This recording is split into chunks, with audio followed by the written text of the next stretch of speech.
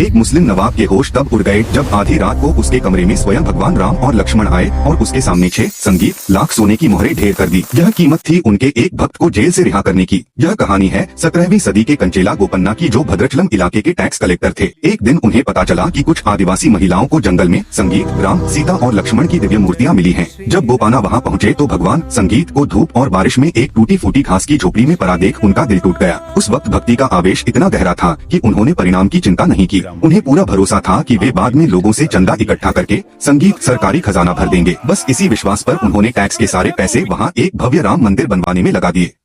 लेकिन जब गोलकुंडा के सुल्तान नवाब तानाशाह को पता चला कि सरकारी पैसा बिना इजाजत खर्च कर दिया गया है तो उसने इसे राजद्रोह माना और गोपन्ना को गिरफ्तार करवा लिया।